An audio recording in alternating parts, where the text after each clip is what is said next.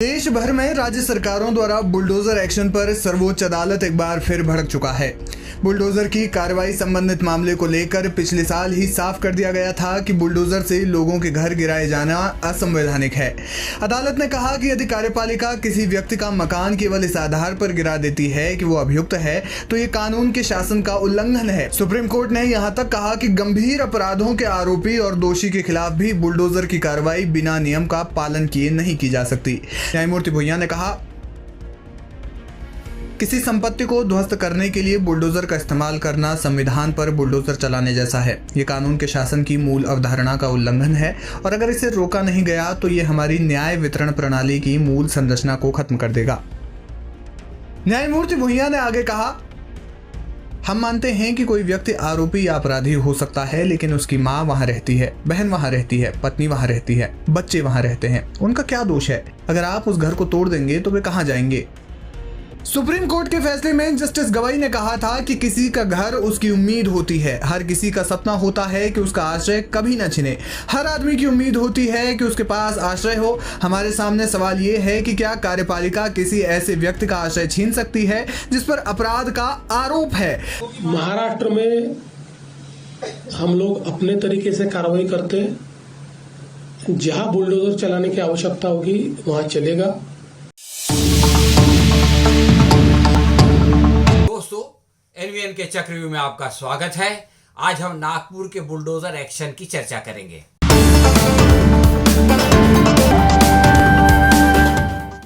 दोस्तों, नागपुर दंगों द्वारा देवेंद्र फडणवीस खुद को शाह और योगी के समान मोदी का उत्तराधिकारी बनाना चाहते हैं। मुख्यमंत्री देवेंद्र फडणवीस से प्रेस कॉन्फ्रेंस में जब पूछा गया कि क्या यूपी के सीएम योगी आदित्यनाथ की तरह वो न्याय उपलब्ध करने का तरीका महाराष्ट्र में अपनाया जाएगा, इस पर उन्होंने कहा कि अगर कानून अनुमति देगा तो बुलडोजर चलेगा। हालांकि सुप्रीम कोर्ट के मुताबिक कानून इसकी इजाजत नहीं देता। बुलडोजर चलाना जो है वो संविधान को जो है वो कुचलने जैसा है। इसके बावजूद मुख्यमंत्री कहते हैं कि अगर कानून इजाजत देगा तो जो है वो बुलडोजर चलेगा।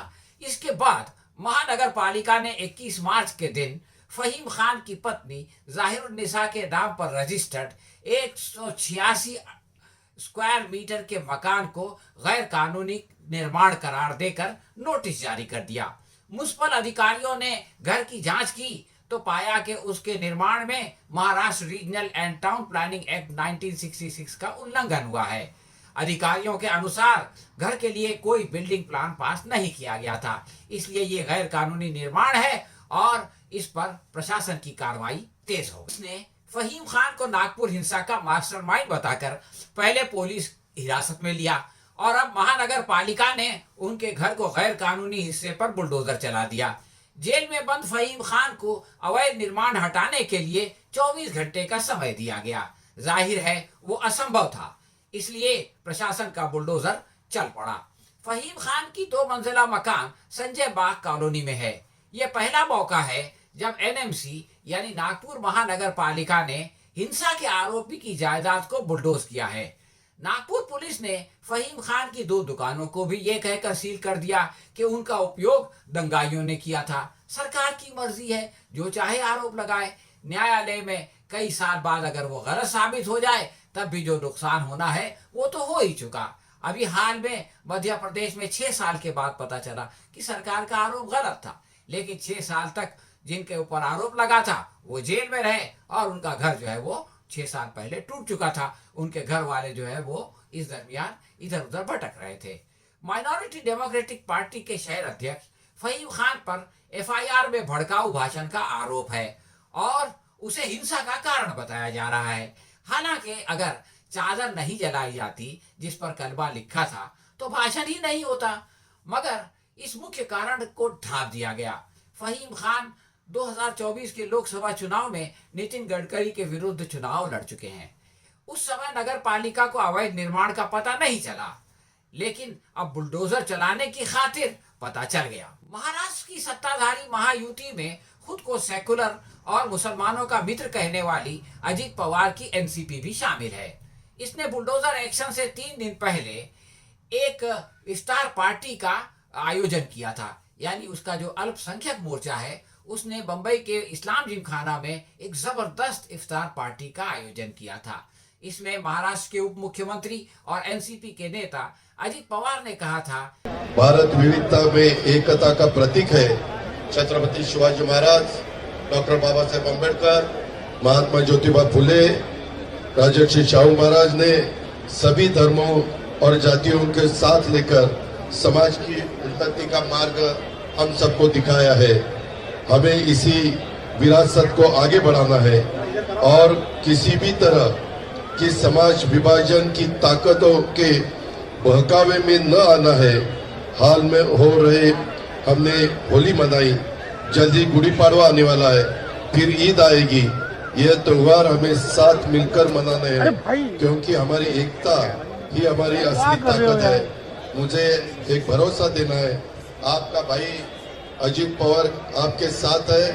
हमारी मुस्लिम भाई बहनों को जो भी आंखें दिखाएगा, दो गुटों में झगड़ा लगाकर अमन शांति को भंग करेगा और कानून को अपने साथ में लेने की बात करेगा, तो वो कोई भी हो, उसे किसी भी कीमत पर बख्शा नहीं जाएगा, माफ नहीं किया जाएगा। फहीम खान के घर पर चलने वाले बुलडोजर ने इस आश्वासन को पूरी तरह से ध्वस्त कर दिया, जिसमें कहा गया था कि मुस्लिम भाई बिल्कुल सुरक्षित हैं।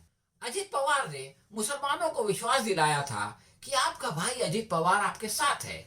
जो कोई भी हमारे मुस्लिम भाइयों बहनों को आग दिखाए या दो समुदायों में झगड़ा करवाकर हालात खराब करेगा, उसे हरगिज नहीं बख्शा जाएगा। कानून के हाथ में लेने वालों को माफ नहीं किया जाएगा, चाहे वो किसी भी पार्टी के हो या किसी भी समुदाय के हो। लेकिन ऐसा नहीं हुआ। वीएचपी के गुंडों को बख्श दिया गया और फहीम खान का घर तोड़ दिया गया। अजित पवार पर कतील सफाई का ये शेर फिट बैठता है, उड़ते उड़ते आस का पंछी दूर उफक में डूब गया। उड़ते उड़ते आस का पंछी दूर उफक में डूब गया, रोते रोते बैठ गई आवाज किसी सौदाई की। अजित पवार ने जोर देकर कहा कि भारत में अनेक धर्मों और संस्कृति की एकता का प्रतीक है। हम किसी भी विभाजन के जाल में फंसने वाले नहीं हैं, लेकिन सच्चाई यह है कि वो खुद कमल के माया जाल में फंसे हुए हैं। अनेक धर्मों को साथ लेकर चलने वाले अजित दादा भाजपा के साथ चल रहे हैं, इसलिए ये खोखले शब्द अप्रासंगिक होकर रह गए हैं, इनका कोई अर्थ नहीं रहा। अनेकता में एकता देश और राज्य की सुंदरता है, ये अजित पवार कहते तो हैं, लेकिन इसके ऊपर जो है वो अमल नहीं कर पाते। उन्होंने ये भी कहा कि हमने अभी होली मनाई है, अभी गुड़ी पाड़वा आने वाला है और ईद भी आ रही है। ये सब अच्छे अवसर हैं, हम और एकता और प्रेम का सबूत देना चाहिए। हमें तमाम त्यौहार मिलकर मनाने चाहिए, क्योंकि एकता ही हमारी शक्ति है। इस एकता के लिए आवश्यक है कि हिंदू और मुसलमान मिलजुल कर रहें, लेकिन इसके लिए न्याय और समता अनिवार्य है। इसमें कमी हो तो सब व्यर्थ हो जाता है। उन्होंने चेतावनी दी कि धार्मिक उन्माद भड़काने वाले ऐसे वक्तव्य देने से बचें जिनसे सांप्रदायिक तनाव फैलता है। अजित पवार का इशारा अवश्य नीतीश राणे की ओर था, मगर क्या इस प्रवचन का कोई प्रभाव उन पर पड़ेगा, इसकी संभावना बहुत कम है।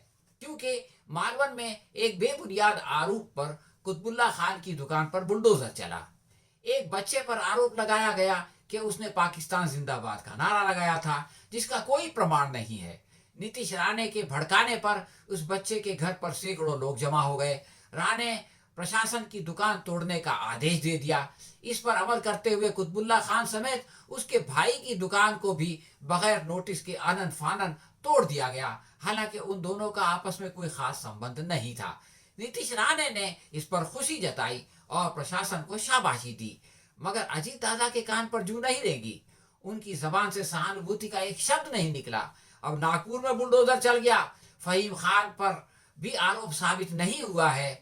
वो घर पत्नी के नाम पे है, इसके बावजूद पूरा परिवार बेघर हो चुका है, लेकिन अजित दादा इस पर पूरी तरह से खामोश हैं। ऐसे में ये मीठी मीठी बातें किसी काम की नहीं है। इफ्तार पार्टी में अजित पवार ने रमजान को पवित्र महीने में भी कुछ लोगों को चैन से नहीं बैठने पर चिंता जताई।